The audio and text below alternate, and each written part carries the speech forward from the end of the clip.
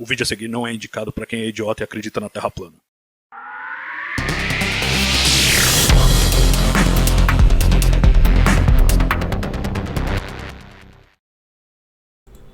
E a polêmica da fosfina em Vênus continua dando o que falar. 2 estudos recém-apresentados no repositório Archive, realizados por grupos independentes, colocam sérias dúvidas sobre a detecção do composto na alta atmosfera venusiana. A potencial descoberta, baseada principalmente nos dados do conjunto de radiotelescópios ALMA, no Chile, foi apresentada com toda a pompa e circunstância em setembro pela equipe de Jane Graves, da Universidade de Cardiff, no Reino Unido.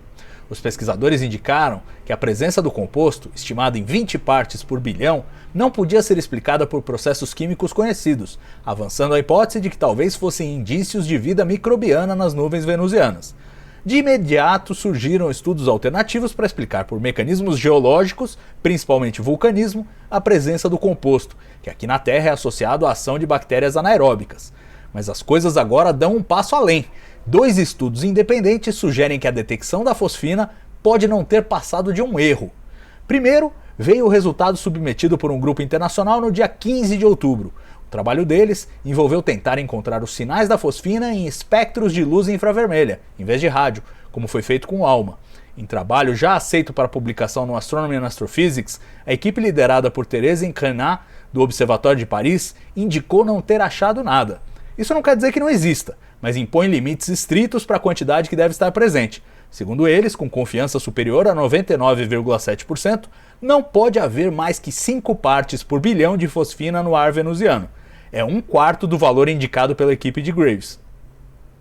A coisa ficou ainda mais complicada, contudo, no dia 19 de outubro, quando um grupo liderado por Ines Nellen, da Universidade de Leiden, na Holanda, lançou no Archive uma reanálise dos dados colhidos originalmente pela equipe de Graves com a ALMA. O trabalho indicou que o método de processamento usado pelo estudo original, com os chamados polinômios de ordem 12, leva a resultados espúrios. Indo ainda mais adiante, eles dizem que só conseguiram ver um único sinal similar ao da fosfina, mas a um nível de confiança baixo demais para que tivesse significância estatística, e concluem dizendo que os dados publicados do ALMA não fornecem evidência estatística de fosfina na atmosfera de Vênus. O trabalho foi submetido para publicação no Astronomy and Astrophysics e foi seguido por um movimento estranho por parte do próprio ALMA, que recolheu os dados de seu banco público, alegando problemas de controle de qualidade. Cássio, que rolo, hein, velho? Que rolo! Assim, vamos começar pelo primeiro estudo, o estudo do infravermelho. A gente já sabia, os próprios pesquisadores disseram, que ia ser muito difícil achar um outro sinal da fosfina que não fosse ali na frequência das micro-ondas, do rádio, do infravermelho distante, que é onde pega o ALMA. Esse resultado do infravermelho que aparece agora e que parece eliminar a quantidade maior de fosfina, te parece sólido o suficiente? Como é que você encara esse resultado em particular? Esse resultado, eu lembro do infravermelho, uma das pesquisadoras falando na coletiva. O problema é que eu estava fazendo outra coisa, eu acabei não pegando a frase inteira, mas ela falou que se fosse tentar fazer com o James Webb, teria que fazer uma integração, ou seja, uma observação contínua muito grande para conseguir pegar o sinal no infravermelho. Eu não realmente precisava ver se tem gravação para ouvir de novo, mas a expectativa é que realmente fosse muito fraco o sinal no infravermelho. E no infravermelho, nessas regiões aqui, em que nessas regiões do espectro, elas são muito afetadas pela absorção, né, da atmosfera terrestre. Então pode ser que realmente tenha sido alguma coisa que eles não conseguiram um sinal relevante também no infravermelho para que pudesse localizar a assinatura da fosfina nesse comprimento de onda. Mas, né, se foi aprovado, né, você tem que sempre pensar pelo lado do ético, né, que aconteceu uma revisão bem criteriosa e isso foi aprovado para publicação, então deve ter alguma argumentação que sustente isso. Agora, que realmente, né, se for levar bem de acordo com a coletiva que a moça lá falou, esse resultado aí, então, por outro lado, não deveria ser considerado. Então a gente fica meio que vendido nessa história, mas a coisa está caminhando, como a gente estava comentando aqui antes, para subir no telhado, né? Se é que já não subiu. Pois é, o que me leva ao segundo estudo, o estudo do Snellen, que usa os próprios dados que foram usados pela equipe da Greaves, né? São os mesmos dados, eles depois que são usados entram numa base de dados lá do Alma e ficam disponíveis para outros pesquisadores usarem. Eles basicamente baixaram aquelas observações, fizeram uma reanálise e assim... o trabalho ali em duas frentes, né? A primeira frente era mostrar que usar aquela técnica de análise que eles estavam usando, aquela coisa dos polinômios e tal, que a gente chegou a comentar isso já na largada aqui, quando eles anunciaram os resultados, aquilo realmente pode produzir resultados espúrios, né? Então ele mostra, aqui ó, a gente usando a mesma fórmula, a gente cria um monte de linha aqui que não existe. Então esse é um lado do trabalho, esse me parece bem sólido e bem difícil de rebutar. Agora tem o outro lado, que eles falam, olha, tem essa linhazinha aqui meio esquisita, tá perto ali de uma das linhas da fosfina no espectro, mas não tem significância estatística. Me pareceu pela conclusão deles o seguinte, não estamos dizendo que ela não está lá. Estamos dizendo que esses resultados não permitem dizer que ela está lá. É por aí? É exatamente isso. Quando você tem aquela questão do sinal ruído, né, para você trabalhar com uma detecção firme, a gente tem um parâmetro, né, que é o desvio lá em relação ao ruído. E esse desvio, assim, a gente costuma fazer uma detecção acima de 3 sigma, né, desse parâmetro, 3 vezes esse parâmetro mínimo. Eles acham a fosfina com 2. Ou seja, o sinal dele está aproximadamente o dobro do ruído. Então, na média, isso não se distingue muito do próprio ruído, tá? E o esquema lá do polinômio de um grande grau, a gente comentava aqui que é o seguinte, quando você coloca um polinômio com graus muito elevados, ele se amolda que nem um slime no seu espectro. Então ele vai achar o que tiver ali mesmo que isso seja ruído. Então a gente coloca hipóteses físicas para que a gente consiga extrair daquele espectro ruim, né, coisas que são relevantes. Então aquilo que se sobressai realmente é um sinal verdadeiro. E para se sobressair, o critério mínimo é de 3 sigma. Tem muita gente que trabalha com 5 sigmas, que aí você tem realmente uma detecção firme. Eles acharam 2, né? De frente, então, o sinal e o ruído acharam 2. E mais do que isso, eles falam muito que, fazendo a análise que o pessoal fez, eles acharam, acho que pelo menos mais 5 ou 7 linhas como essa identificada para a fosfina, né? Então teria mais coisa ainda se você usar o mesmo método que acabou ficando para trás nesse anúncio do artigo que saiu na Nature. Então tem muita coisa aí que tá meio estranha, que precisa ser feita. Uma outra coisa que chama atenção é que essa é uma análise estatística com métodos independentes, puramente estatísticos, para você ver a relevância tanto do sinal, quanto do ruído, quanto do espectro como um todo. Seria a primeira coisa que eu faria, né, se eu tivesse um dado como esse, ainda mais uma relevância tão grande da descoberta. É feito isso sempre, você faz uma análise, principalmente se o sinal é muito fraco, para você saber, né, como é que fica isso em relação ao contínuo, em relação ao sinal. E pelo visto não foi feito, né? Eu não cheguei a ler com critério o artigo do pessoal aí da Nature, mas espanta que isso também não tenha sido feito.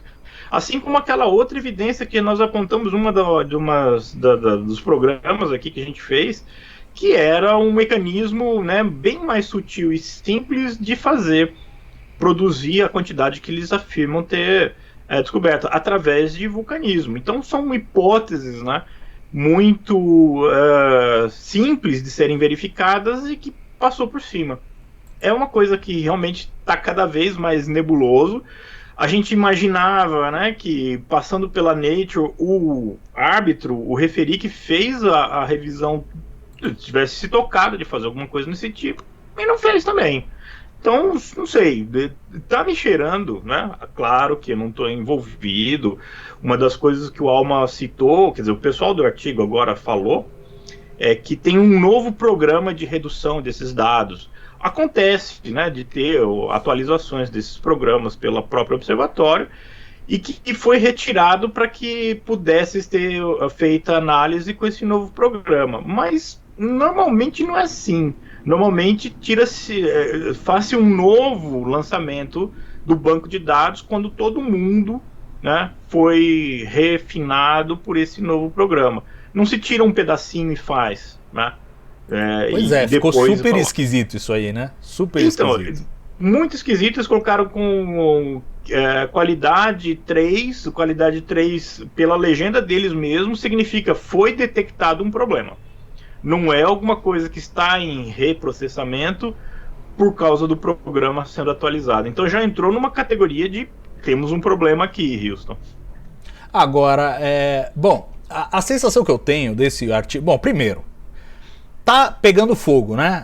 A gente vê, inclusive, por manifestações de grupos da IAU, da União Astronômica Internacional, que acharam que fizeram um oba-oba errado e um bate-boca. A academia tá em crise, esses grupos aí, os astrobiólogos, em crise por causa da história da fosfina e brigando entre eles. A sensação que eu tenho desse artigo do Snellen é que é meio um recado ético pro grupo original. Do tipo, olha, vocês quase viram uma coisa, 2 sigma, vocês quase viram, mas vocês venderam como se tivesse visto. E o que vocês usaram para vender é uma coisa que eu gero um monte de... O que eu quiser ver aqui, eu vejo com o método que vocês usaram. Então me parece que é menos uma refutação da detecção e mais um recado do tipo, olha, vocês precisam adotar um critério aí de rigor científico que o trabalho original de vocês não tinha. É isso mesmo? É guerra? Os caras estão brigando? Eu entendi mais ou menos isso também, e eles deixam claro, né, para não chegar no termo guerra, eles deixam claro no artigo que a equipe foi muito prestativa em tudo que eles precisaram.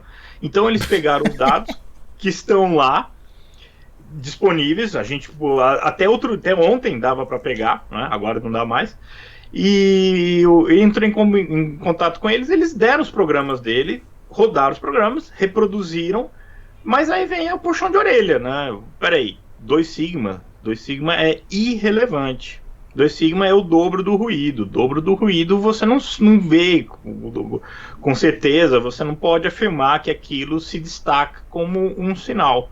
E sim, pode ser simplesmente uma região daquele espectro em que o ruído ficou um pouquinho maior. E nem é muito, né? É o dobro só. A gente costuma fazer essas medidas, inclusive em escala logarítmica, o que seria mais gritante ainda. Então, é indistinguível estatisticamente do ruído mesmo, com esse critério de análise, né, de sinal sobre o ruído. Agora, voltando, eu acho que o puxão de orelha aí que foi dado é justamente naquilo que eu acabei de mencionar. Pô, essa é uma análise básica, né? Tem diversos métodos estatísticos para você saber a relevância disso. Você podia ter escolhido 2, 3, 4, 5, fazer, e mesmo ter publicado dizendo, olha, a estatística não é relevante, né, mas a gente viu, e dá um argumento físico para achar que poderia ter sido. Eu acho que está indo muito nessa linha, aí as coisas estão ficando muito nebulosas.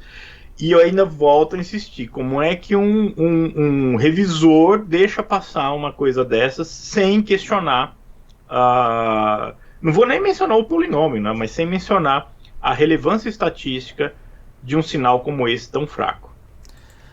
E agora eu imagino que no meio da confusão da fosfina, os resultados da BP Colombo, lá do sobrevoo que fez e do sobrevoo que vai fazer em Vênus, passam a ser mais relevantes, porque a essa altura a gente não sabe mais se a gente acredita que tá lá, se não tá. Antes era assim, tipo, vamos ver se eles conseguem corroborar, se eles conseguem. Agora já vamos ver se tá lá mesmo o negócio, né? Então passa a ter uma importância bem maior. Lembrado. Acho que uma hora dessa tem o pessoal já querendo fazer um mergulho com a BP Colombo para coletar e ver se dá para pegar carona numa dessas sondas que estão voltando aí para a Terra com amostras de asteroide. Porque é isso, né? Realmente não está preparado para fazer esse tipo de observação, mas vai passar, já passou, vão dar uma olhada, e agora vai ter logo mais, né? Mais um tempo, vai ter uma passagem mais propícia, ainda mais baixa, os caras vão resetar lá as rotinas de observação e vão produzir alguma coisa para tentar ver realmente e tirar a prova dos 9 dessa história toda. Ainda que, né, vai provar ou não que o sinal está lá, o que ainda está muito distante de dizer que aquilo tem origem biológica. Sim, sim, nós voltamos à estaca zero, do tipo, Exato. tem fosfina ou não? Não estamos nem discutindo a origem. Agora, Exato. eu acho importante, antes da gente fechar mais este capítulo na novela da fosfina em Vênus, Cássio, a gente destacar um pouco que é assim que a ciência funciona. É assim, inclusive com os erros, com os tropeços. A gente vai ver que um pesquisador sempre vai criticar o outro, e a gente sabe que existem rivalidades, existem grupos, existem técnicas diferentes, e isso faz parte da ciência. Porque um desavisado pode falar, pô, tá vendo? A ciência não dá pra confiar mesmo. Semana passada todo mundo festejando a fosfina em Vênus, agora dizendo não, tá tudo errado.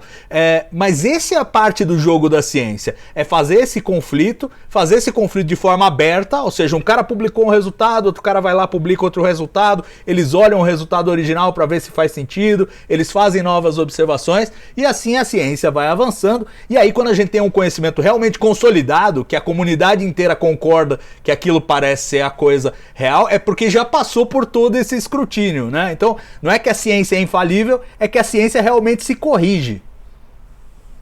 Exato. O que a gente está vendo é isso, né? Talvez uma falha, talvez um lapso, ou alguém que foi relapso a ponto de não fazer esses testes todos que a gente está mencionando, acabou dando esse viés de que os caras erraram. Na verdade, não. Eles, dentro da metodologia deles, que pode ser aprimorada, poderia ter sido aprimorada logo no começo da história toda, vai se refazer, vai se discutir, vai se passar por tudo. O que pega mal, no meu ver, né, e é uma coisa assim, não só desse caso, mas de outros, é que existem mecanismos para barrar esse tipo de oba-oba, vamos colocar dessa maneira bem simples, antes de chegar no ponto que chegou. Esse mecanismo é que parece ter falhado, né? O cara lá, o responsável pela revisão, poderia ter dado um toque como esses. Aí tem aí toda uma explicação que a gente vai precisar saber qual é, né? Tem muita questão aí, como você falou, de ego, tem muita questão de rivalidade, tem muita questão de interesses, né, por trás disso. Essa ciência é feita por seres humanos. Não adianta querer esperar que o cientista, só porque ele tem um doutorado, ele não vai ser suscetível a todas essas características e idiosincrasias do ser humano, mas deveria ter tido um mecanismo, né? Alguém que se tocasse e falasse e acabou deixando passar.